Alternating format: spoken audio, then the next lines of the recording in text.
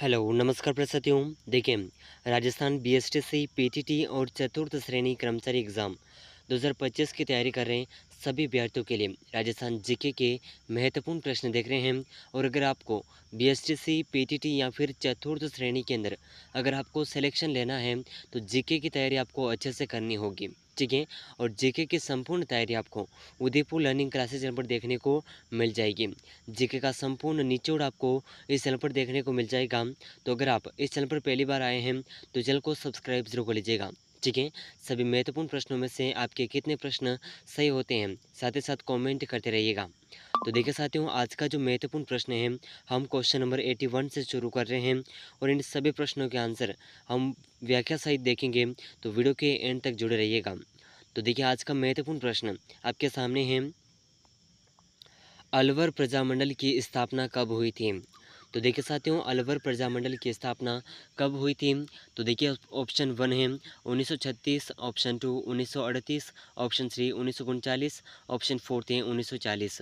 तो देखिए, अलवर प्रजामंडल की स्थापना की अगर बात करें तो ये स्थापना हुई थी 1938 ईस्वी को। कब हुई थी? 1938 ईस्वी में।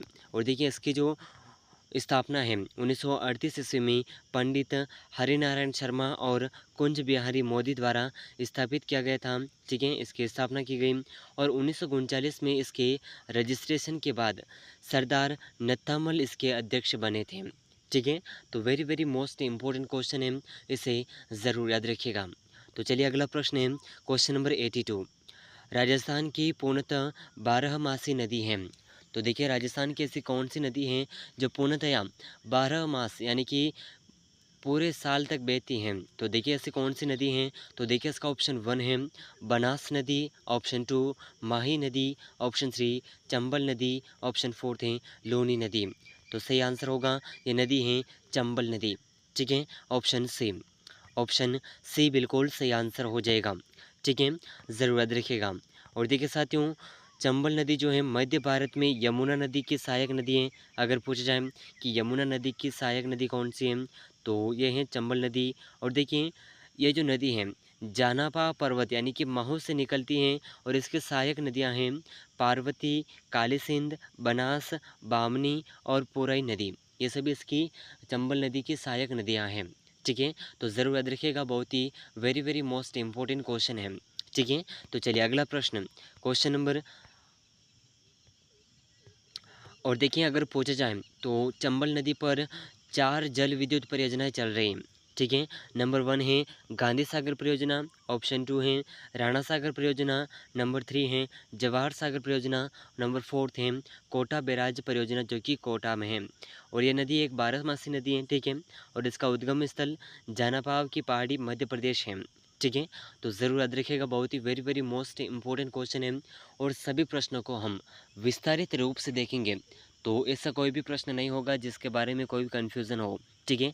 तो अगर आपको किसी भी सवाल से रिलेटेड कोई भी सवाल है तो कमेंट करके ज़रूर पूछिएगा और वीडियो के कमेंट सेक्शन में एक प्यारा सा कमेंट ज़रूर कर लीजिएगा, ठीक है। चलिए, अगला प्रश्न है क्वेश्चन नंबर 83। गरासियों द्वारा किया जाने वाला किस नृत्य में वाद्य यंत्रों का प्रयोग नहीं किया जाता है। तो देखिए, ऐसा कौन सा वाद्य यंत्र है जिसमें गरासियों द्वारा वह नृत्य जिसमें गरासियों द्वारा किसी भी वाद्य यंत्र का प्रयोग नहीं किया जाता है, बिना वाद्य यंत्रों के नृत्य किया जाता है। तो ऑप्शन 1 है वालर नृत्य, ऑप्शन 2 गुडला नृत्य, ऑप्शन 3 शंकरिया नृत्य, ऑप्शन 4 पनिहारी नृत्य। तो सही आंसर होगा ऑप्शन 1 वालर नृत्य, ठीक है। ऑप्शन 1 बिल्कुल सही आंसर हो जाएगा। और देखिए, ये जो नृत्य हैं होली के अवसर पर किया जाता है और बाल नृत्य बिना किसी वाद्य यंत्र के अत्यंत धीमी गति से किया जाता है और इसमें महिला और पुरुष दोनों द्वारा अर्धवृत्त में यह नृत्य किया जाता है, ठीक है। चलिए, अगला प्रश्न है क्वेश्चन नंबर 84। निम्नलिखित में से कौन सा समूह राजस्थान की पर्वत चोटियों का उनकी ऊंचाई के अनुसार सही अवरोही क्रम है।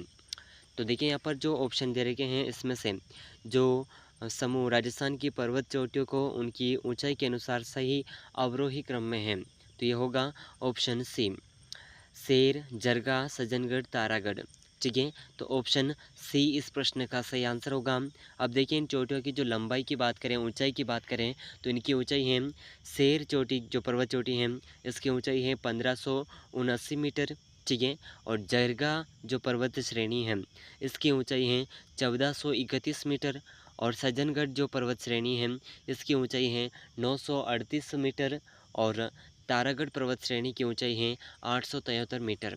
ठीक है, तो इसे ज़रूर याद रखिएगा, बहुत ही very very most important question है। चलिए अगला प्रश्न है क्वेश्चन नंबर 85। जनसंख्या की दृष्टि से सबसे बड़ा संभाग कौन सा है? तो देखिए साथियों, जनसंख्या की दृष्टि से सबसे बड़ा संभाग कौन सा है? तो ऑप्शन 1 है बीकानेर, जयपुर, उदयपुर, कोटा। तो सही आंसर होगा, जनसंख्या की दृष्टि से सबसे बड़ा संभाग है जयपुर संभाग। ठीक है, ऑप्शन बी। और देखिए जयपुर संभाग, इस संभाग में कुल 5 जिले हैं। जिले इस प्रकार हैं: जयपुर, सीकर, झुंझुनू, अलवर और दौसा जिला इसमें शामिल है। जयपुर संभाग का क्षेत्रफल जो है 36,615 वर्ग किलोमीटर में फैला हुआ है। और इस संभाग की जो जनसंख्या है 2011 की जनगणना के अनुसार 167 यानी कि 67.91% सॉरी, देखिए इसकी जो कुल जनगणना है ये है 167.91 लाख है। और ये राजस्थान की कुल जनसंख्या का 24.43% है। ठीक है, जयपुर संभाग सभी संभागों में सर्वाधिक जनसंख्या वाला है और सर्वाधिक साक्षरता वाला संभाग भी है। ठीक है, इसी के साथ में सर्वाधिक अनुसूचित जाति जनसंख्या वाला और सर्वाधिक घनत्व वाला संभाग भी है। ठीक है, तो इससे जुड़ी एक महत्वपूर्ण जानकारी है और संपूर्ण विस्तारित जानकारी है। ठीक है, व्याख्या सहित है, तो एक भी प्रश्न को मिस मत करिएगा। चलिए अगला प्रश्न है क्वेश्चन नंबर 86। ठीक है, 30 मार्च 1949 में कितने राज्यों को मिलाकर वृहत राजस्थान का निर्माण किया गया? तो देखिए 30 मार्च 1949 में कितने राज्यों को मिलाकर के वृहत राजस्थान का निर्माण किया? तो ये राज्य हैं 4 राज्य। इसमें हैं 30 मार्च 1949 में जोधपुर रियासत, जयपुर, जैसलमेर और बीकानेर रियासतों का विलय होकर के वृहत्तर राजस्थान संघ बना था। ठीक है, तो very very most important question है, इसे ज़रूर याद रखिएगा। तो चलिए अगला प्रश्न, क्वेश्चन नंबर 87। राजा मानसिंह को फरजद एवं राजा की उपाधि किस मुगल शासक द्वारा दी गई? तो मुगल शासक हैं सम्राट अकबर। ठीक है, और अगला जो क्वेश्चन है क्वेश्चन नंबर 88। राजस्थान का ऐसा उद्योग बताइए जिसका संगठन सार्वजनिक, सहकारी व निजी तीनों क्षेत्रों में देखने को मिलता है। तो ऐसा कौन सा उद्योग है जिसका संगठन सार्वजनिक, सहकारी और निजी तीनों क्षेत्रों में देखने को मिलता है? तो ऑप्शन 1 है चीनी, सीमेंट, नमक, सूती वस्त्र। तो सही आंसर होगा ऑप्शन 1, चीनी उद्योग। ठीक है, ऑप्शन 1 सही आंसर होगा। और राजस्थान में सर्वप्रथम 1932 में चित्तौड़गढ़ जिले के भोपाल सागर में निजी क्षेत्र में दी मेवाड़ शुगर मिल्स की स्थापना की गई। कब की गई? 1932 ईस्वी में। और देखिए 1947 में दूसरी मिल दी गंगानगर शुगर मिल्स के नाम से गंगानगर में स्थापित की गई। और 11 जुलाई 1956 से यह सार्वजनिक क्षेत्र के अंतर्गत है। और इस मिल में चुकंदर से चीनी बनाने की योजना 1968 से प्रारंभ की गई है।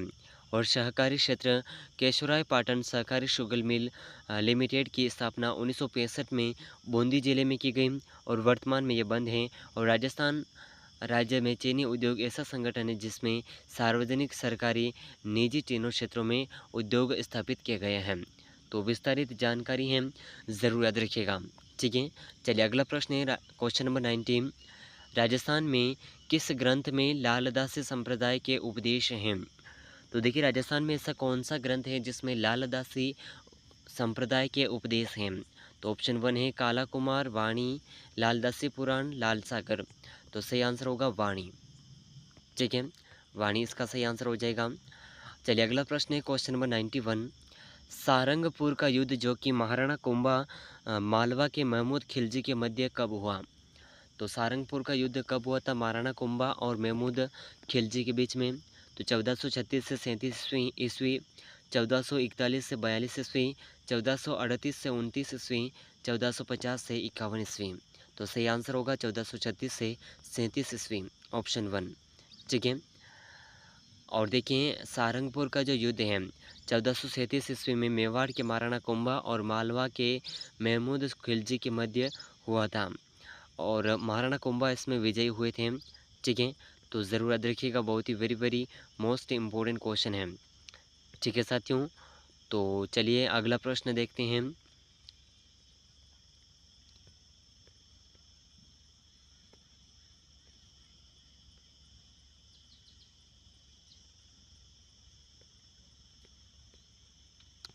तो देखिए साथियों, अगला महत्वपूर्ण प्रश्न आपके सामने है। गरासिया समाज में मृतक व्यक्ति के स्मारक को कहा जाता है। तो गरासिया समाज में मृतक व्यक्ति के स्मारक को क्या कहा जाता है? ऑप्शन 1 है हेलरू, हेलमो, हारी बावरी, हुरे। तो सही आंसर होगा हुरे, इसे कहा जाता है। चलिए अगला प्रश्न है क्वेश्चन नंबर 93। महाराणा उदय सिंह ने उदयपुर नगर की स्थापना कब की थी? तो महाराणा उदय सिंह ने उदयपुर नगर की स्थापना कब की? 1559 ईस्वी, 1659 ईस्वी, 1569 ईस्वी, 1549 ईस्वी। तो सही आंसर होगा 1559 ईस्वी में उदयपुर नगर की स्थापना महाराणा उदय सिंह द्वारा की गई थी। ठीक है, तो ज़रूर याद रखिएगा, बहुत ही महत्वपूर्ण प्रश्न है। चलिए अगला प्रश्न क्वेश्चन नंबर 94। राज्य में बुनकरों को ऋण और अन्य सहायता प्रदान करने हेतु शीर्ष सहकारी संस्थान कौन सी हैं? तो देखिए राज्य में बुनकरों को ऋण और अन्य सहायता प्रदान करने हेतु जो शीर्ष सहकारी संस्थान हैं ये हैं राज्य बुनकर सहकारी संघ। ठीक है, ऑप्शन बी सही आंसर होगा। और देखिए राज्य बुनकर सहकारी संघ, इसकी स्थापना 26 अगस्त 1957 को शीर्ष सरकारी संस्था के रूप में की गई है।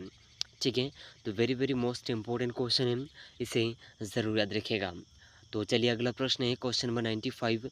कौन सी शहरी संस्था राजस्थान अक्षय ऊर्जा प्रसारण निवेश कार्यक्रम के लिए सहायता प्रदान कर रही हैं?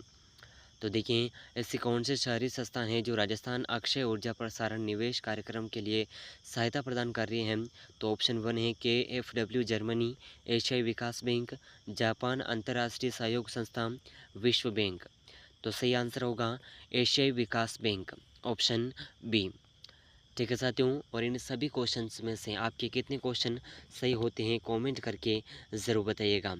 तो देखिए बात करें एशियाई विकास बैंक की, ADB के मुख्य कार्य। एशियाई विकास बैंक की स्थापना 1966 ईस्वी में हुई थी और इस बैंक की स्थापना का उद्देश्य एशिया प्रशांत क्षेत्र में आर्थिक और सामाजिक विकास को गति देना था। ठीक है, ज़रूर याद रखिएगा। तो चलिए अगला प्रश्न क्वेश्चन नंबर 96। पोसोको क्या है? तो देखिए साथियों पोसोको ये क्या है? तो ऑप्शन 1 है बिजली सुधारों के लिए एक स्वतंत्र कंपनी, बाल सुधारों के लिए स्वतंत्र कंपनी, कृषि सुधारों के लिए स्वतंत्र कंपनी, राजस्व सुधारों के लिए स्वतंत्र कंपनी। तो पोसोको एक बिजली सुधारों के लिए स्वतंत्र कंपनी है, तो ऑप्शन 1 बिल्कुल सही आंसर होगा। ठीक है साथियों, तो चलिए अगला प्रश्न क्वेश्चन नंबर 97। गोगामेडी पशु मेला कहाँ बढ़ता है? तो गोगामेडी पशु मेला कहाँ पर बढ़ता है? ऑप्शन 1 है Sriganganagar, option 2 Hanumangarh, option 3 Churu, option 4 इनमें से कोई नहीं। तो गोगामेडी जो पशु मेला है यह हनुमानगढ़ ज़िले में बढ़ता है। और देखिए गोगामेडी राजस्थान के 5 पीरों में से एक वीर लोक देवता गोगा जी का समाधि स्थल वर्तमान में हनुमानगढ़ जिले की नौहर तहसील में है। और गोगामेडी पशु मेला श्रावण पूर्णिमा से भाद्रपद पूर्णिमा तक बढ़ता है। इस मेले के संचालन का काम 1959 से हो रहा है। ठीक है, तो चलिए अगला प्रश्न है क्वेश्चन नंबर 98। नागभट्ट प्रथम को नारायण और मलेच्छों का नाशक कौन सी प्रशस्ति में कहा गया है? तो देखिए नागभट्ट प्रथम को नारायण और मलेच्छों का नाशक कौन सी प्रशस्ति में कहा गया? तो ऑप्शन 1 है मंडोर प्रशस्ति, ऑप्शन 2 ग्वालियर प्रशस्ति, ऑप्शन 3 घटियाला के लेख, इनमें से कोई नहीं। तो सही आंसर होगा ऑप्शन बी ग्वालियर प्रशस्ति। ठीक है, ऑप्शन बी सही आंसर होगा।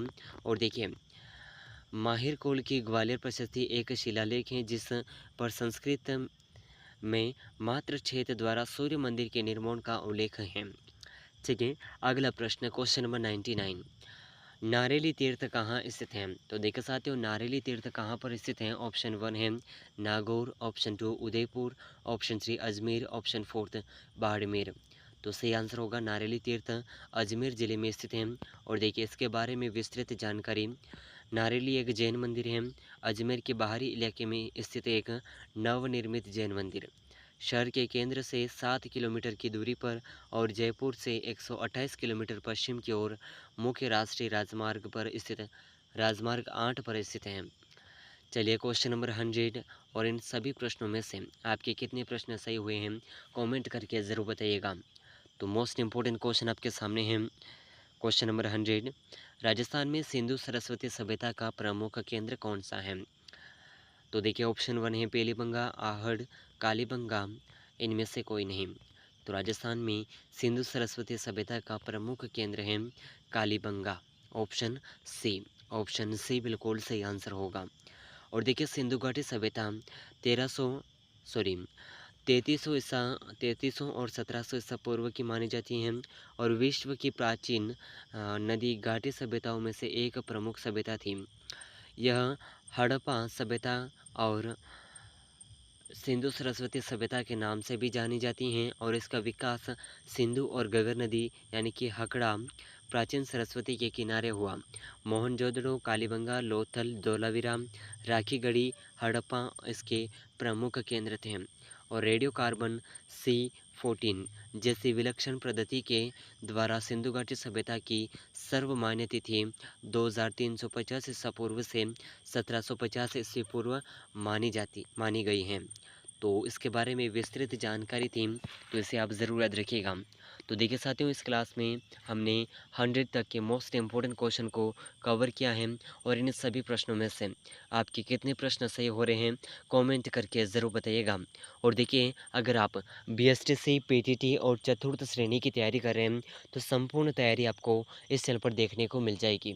तो अगर आप चैनल पर पहली बार आए हैं तो चैनल को सब्सक्राइब ज़रूर कर लीजिएगा और इस क्लास को अपने दोस्तों के साथ में शेयर ज़रूर करिएगा। तो देखिए साथियों व्हाट्सएप चैनल पर इसकी BSTC, PTT और चतुर्थ श्रेणी से संबंधित हर एक महत्वपूर्ण अपडेट आपको मिलती रहेगी। तो WhatsApp channel Udaipur learning classes channel को ज़रूर ज्वाइन करिएगा। और साथ ही साथ अगर उदयपुर लर्निंग क्लासेस चैनल पर आप पहली बार आए हैं तो चैनल को भी सब्सक्राइब ज़रूर कर लीजिएगा। तो मिलते हैं अगले महत्वपूर्ण प्रश्नों के साथ में, तब तक के लिए जय हिंद, जय भारत।